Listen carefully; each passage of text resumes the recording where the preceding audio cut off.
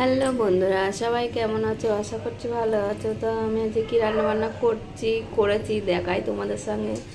চলে এসেছি রান্নাবান্নার ভিডিও নিয়ে।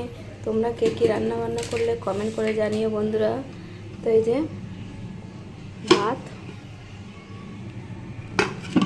করেছি, এই যে ডাল,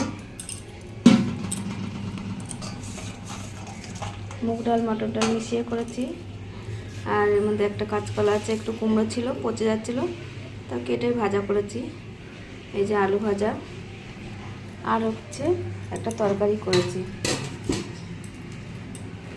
ডাঁটা দিয়ে, পাঁচমিশালি সবজি দিয়ে। তো এই যে তরকারিটা এমনি বসিয়ে দিয়েছি, আলু পটল ভেন্ডি বেগুন আছে, ডাঁটা আছে, চিচিঙ্গে আছে, ছিল সব একসাথে দিয়েছি। দিয়ে তরকারিটা করা হয়ে গেছে। এবার একটু ফোড়ন দেবো। ফোড়নের জন্য এই যে বসিয়ে দিয়েছি, কড়াই গরম হয়ে গেছে। এই যে সর্ষে আর শুকনো লঙ্কা ফোড়ন দিয়েছি। তরকারিটার নামে এমনি তেলে ভেজে বসিয়ে দিয়েছিলাম, তখন একবারে ফোড়ন দিইনি, এখন ফোড়ন দিচ্ছি। তাই ফোড়ন এরকম ফোড়ন দিলে তরকারিটা খেতে খুব টেস্ট হয়।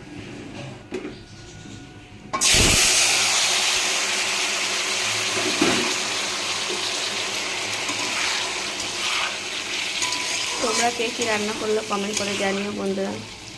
সব কিছু সিদ্ধ হয়ে গেছে, শুধু একটু ফোড়ন দেওয়ার অপেক্ষায় ছিলাম। তাই যে ফোড়নটা লাস্টে দিয়ে দিয়েছি, দিয়ে একটু স্বাদ মতো চিনি দেবো, যাতে তরকারিটা খেতে একটু স্বাদ লাগে। তোমরা কে কী রান্না করলে, আজ তো শনিবার নিরামিষ, কে কী রান্না করলে কমেন্ট করে জানিও। আর একটু আলু বড়া করবো, আর একটু বেগুনি ভাজবো। তো এই যে আলু আর বেগুন কেটে নিয়েছি, একটু নুন মাখিয়ে রেখে দিচ্ছি, পরে ভাজা করব বড়াটা। পরে ভাজা করবো বলতে এরকমই করে নেবো। বাটির উপর বসেছিলাম যাতে জলটা না পড়ে নিচে।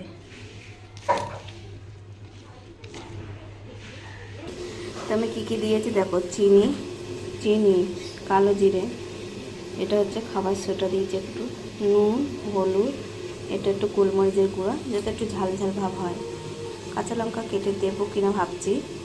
এবার বেসনটা দিয়ে আমি ভালো করে বাটারটা মেখে নেব ভাজার জন্য বড়াটা।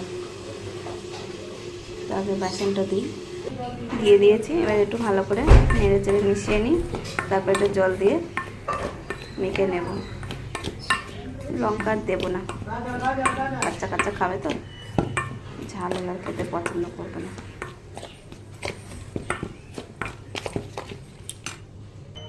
তো এই যে মাখা আমার কমপ্লিট। এবারে আমি একটা একটা করে ভেজে নেব।